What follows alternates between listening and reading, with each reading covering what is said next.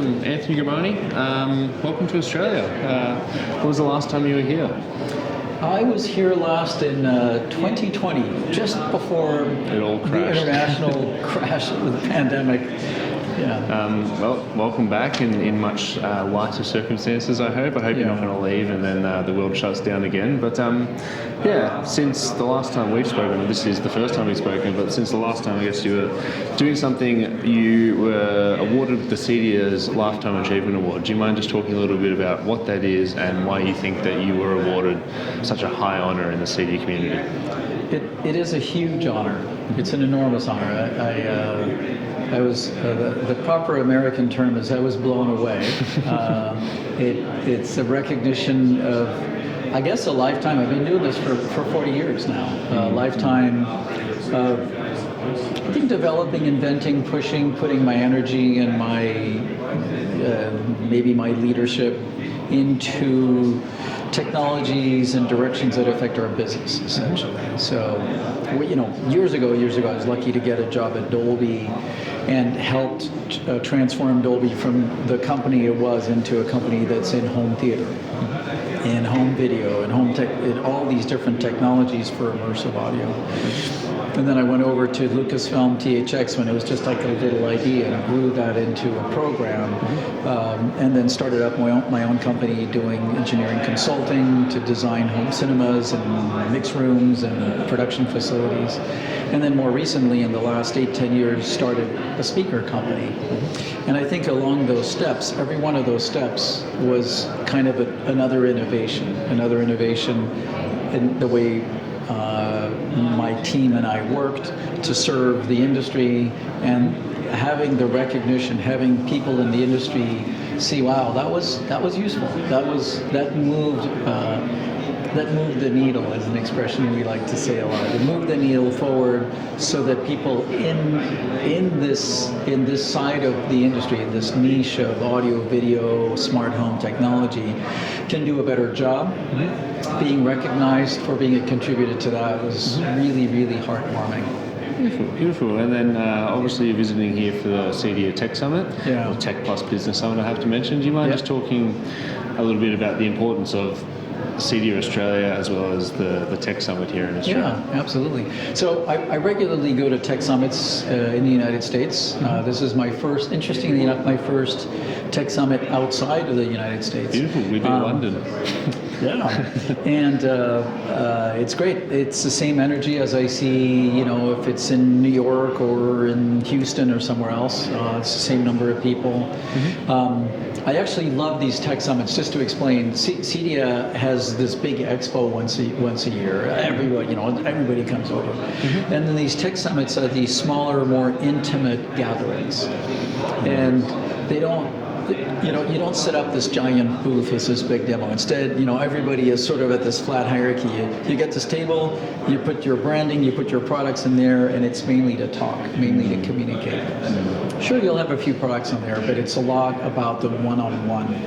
And that's how CEDIA started. If you go back to the early days, 1990, 91, 92, 93, it was a very direct communication experience. Oh, who are you? Oh, you do this? Cool. I have a product that I think may be interesting for you, or I have a process that you may want to hear about. It's very informative, and I'm finding that here, and I think that's really important. So we work in an industry where the layers of knowledge are really deep.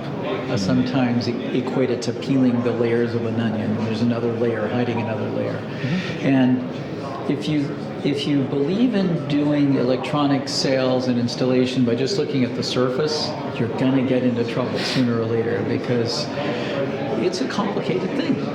Whether it's building an enterprise-grade networking system in somebody's larger home, or doing really nice picture and sound, or doing automation, lighting control, there's layers of sophistication and knowledge you need, and I think it's at these CEDIA exchanges that are different than just a manufacturer or propaganda environment. It's a place where you can take the time to sit down like we are and talk about all the different elements you got to understand and connect at a business level and at an engineering level about what it takes to make this work so the end user is happy. This is where it's at. It's at these CEDIA exchanges. Beautiful, beautiful. And then you obviously were at CEDIA Denver, the big expo. You've come here to the Sunshine Coast for our expo. Can you talk a little bit about why you do that? Why do you attend so many CEDIA events? Because it is a volunteer thing at the end, mostly. So why do you, and then more broadly, why should our listeners, our readers, attend CEDIA events like this? Yeah, that's a good question. The logical financial answer is, why are you doing this? And then there's the emotional community answer, which is, of course you do this. This is the community.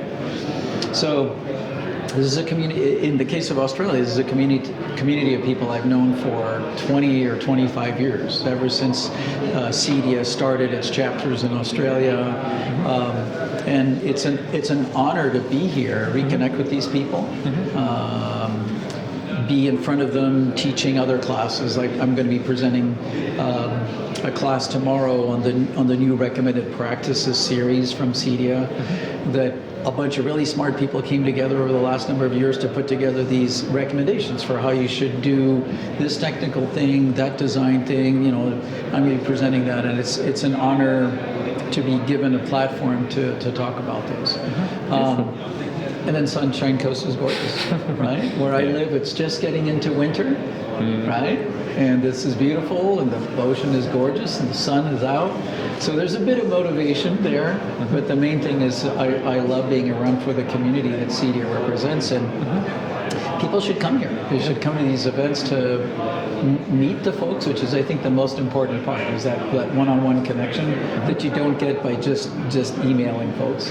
And then to see the products, talk about what challenges you may be working with, either business-wise or technical, from a technical point of view, and then just come out of here with new knowledge. Beautiful. And then moving on to Grimani Systems, you've just we've caught you right after you gave a 45-minute presentation on everything that you have, so I'm not going to ask you to rehash that, but I guess just what's new for the business? At the moment, what are you focusing on? What are the most recent products you've released, and why have you done that? So we started Grimani Systems. I say that because it's a company I started with two partners. So I'm part owner of it. We started it. The concept is 10 years old. We started to release products about 7-8 years ago, and we started with high-end, top-of-the-line products for big private screening rooms. And over the years, we've expanded that line. Not down quality, interestingly enough. We're expanding by addressing smaller and smaller rooms. So when we started, we had the big product called the Alpha Big. It was made for just a giant room, maybe a room that's 20 meters long. Now we make a whole range of products that expand all the way to relatively small speakers for smaller rooms, horizontal speakers with this form factor, that form factor, all of which I look at as problem-solving Lego blocks. Rooms all have their own particular requirements. You know, we don't ever cookie cutter a room. We don't go, well, this is the same as the last one, same as the last one. No, it's not. There's always different architectural conditions. Doors are in different places. The heights, the elevations, everything's a little different. And we needed to have enough choices in Lego blocks. You know, Lego is a trademark of Lego, by the way. Lego blocks are these building blocks to be able to feed every need. So we recently introduced this very sophisticated sound bar, left, center, and right speaker that transcends what people have been doing with sound bars, that gives you the same grade of sound quality you would do out of individual speakers, but in one big unit that you put below or above a screen. So those are some of the directions we're going in. Another direction we're going in, of course, is to propose solutions for the changing technologies in video displays. So when we launched the company, it was the de facto standard that a good quality home cinema had a projector shining light onto an acoustically transparent screen, preferably woven, not microperforated, but woven. That was the standard. And projectors have been getting better since then, but at the same time, the imaging industry has introduced these big TVs. They're made out of micro tiles, like little groups of little TVs that are this big, displays that all clip together, to where you can make a display that's really big and has the benefit, in addition to having a wider color gamut and more dynamic range, it also has the benefit that you could watch a movie under light conditions like this. So now where do you put the speakers? So in the last few years, we've been developing all these solutions for how to approach these video walls, these large displays. And we have a number of different approaches depending on what the room and the room conditions are. An approach that can bounce the sound off a sound projector that gets put up on the ceiling and reflects it off the screen. Or an approach that places phantom centers either above or below the screen or left and right of the screen. We can put speakers that combine a ceiling mount and a mount below it. We have all these different approaches that are all based on what the room will allow to do and how we get the best result. The ideal result is that center speaker and the left and the right that are behind the screen and give you that really clear image. We're still after that, but using all this other, I'm going to use the word trickery, I guess. And trickery is the word because it's not immediately obvious. It's sort of like this magic trick you do. It's like wing, and suddenly, your wallet's in my pocket. We're not doing that. But yeah, that's been a big focus. Is how do we go about addressing the growing business in fixed displays where you can't put the speakers where our industry has traditionally been putting it. And we have a number of solutions that work really well. Yeah, beautiful, beautiful. Do you mind talking a little bit about the partnership with Luxor Integration and the showroom that you'll be opening? Right. So Luxor Integration, based near Sydney,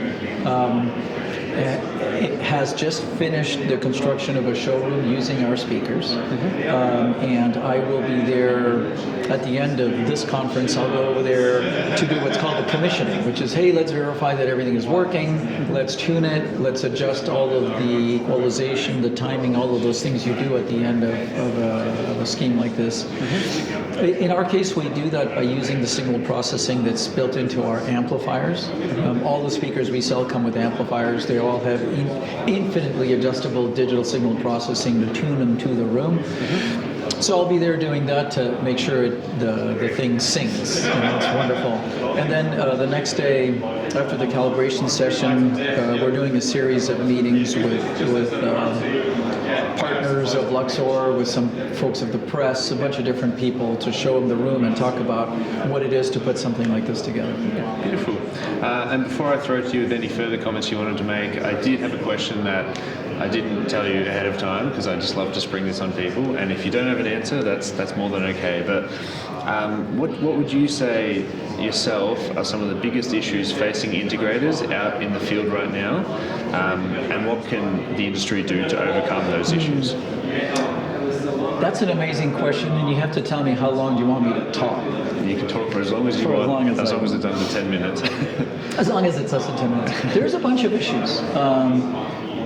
I think I'll start with the easy one, which is things are very sophisticated today. So you got more to learn, right? And I'll equate this to cooking. If you're just cooking a hamburger and you're just putting a piece of bread above it, below it, maybe a piece of tomato, that's pretty simple. If on the other hand you're doing something that should come out of a cordon bleu kind of trained chef, it's more complicated. And the way you get to be a cordon bleu chef is you go to school. You don't just say, I got a degree. No, you have to go to the school. Believe it or not, that's the easy part, which is there's a lot to learn. And the learning gets done at shows like this, online, by talking to people, by looking for classes. It's all on YouTube, it's all on ChatGPT, you gotta learn. That's the easy part.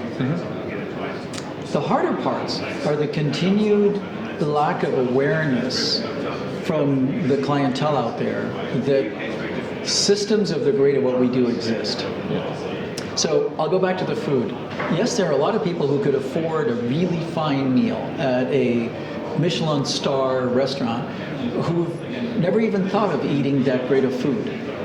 They have the money, but they think that, sort of some midline food is fine for them. They don't need to go beyond that. What a pity. It doesn't mean you should always eat at the top restaurants, but once in a while, you owe it to yourself, if you can afford it, to go eat in a really nice restaurant and pair it with some really nice wines and in a nice environment. I am surprised worldwide how many, I would say most well-heeled people know that there's good restaurants.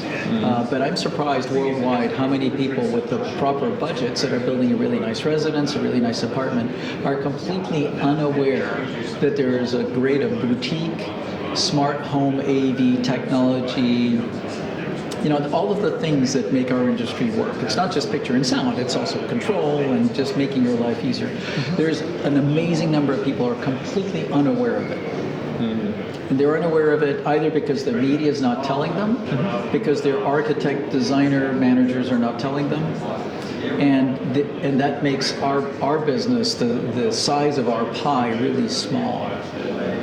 So the addressable market could be this, and the number of people who know about it are this. And I think the solution for that is for us to band together, make more noise. Stage the equivalent of a big demonstration outside. We're kicking our drums and going, "You need better AV, you need better control." That's hard because you need to convince a lot of different people that there is a better way. There's something that works better. It's not just about getting more money out of people. It's actually offering them something that matches their lifestyle. So that's an issue that integrators grapple with all the time, where the budgets are always too small. Everything is just not aware of how good it could be. And I love nothing more than bringing an unaware client into a presentation where they get hit with the amazingness of it. The same way as if somebody's never been to a really nice restaurant, they go, "Whoa, this is a lot better than pizza." Yes, it is.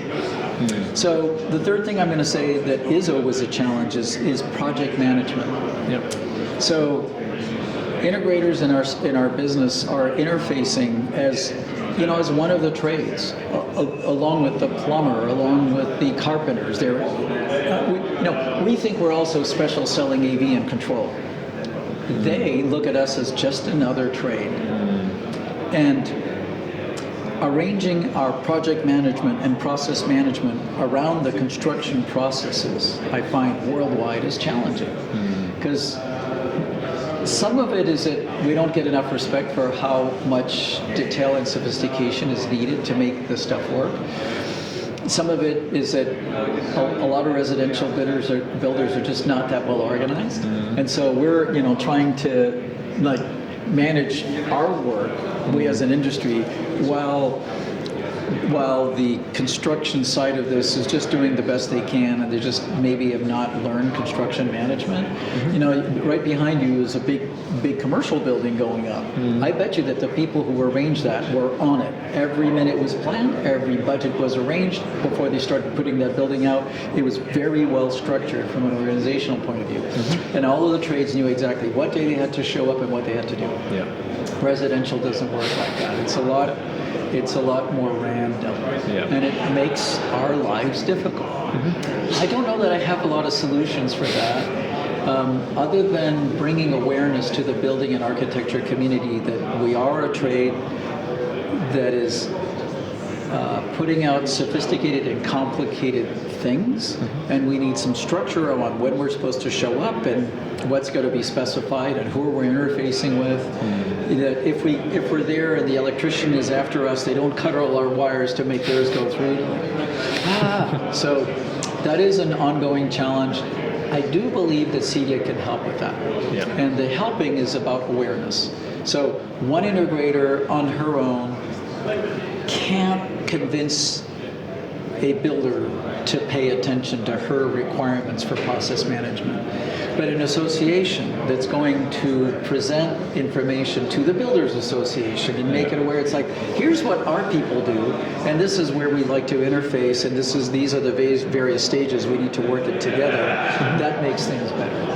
So those are, I think, the three challenges. Yeah, beautiful. I put you on the spot and you answered it incredibly, so great job. But yeah, you've touched on all my points, so are there any further comments you wanted to make? I do want to say I love being in Australia. Australians are such nice people, so helpful. It's just, I feel really comfortable here. It's a comfortable place. No worries is what everybody says. Exactly. I'm not worrying about anything. So. Awesome. Well, thank you very much for your time. Thank you.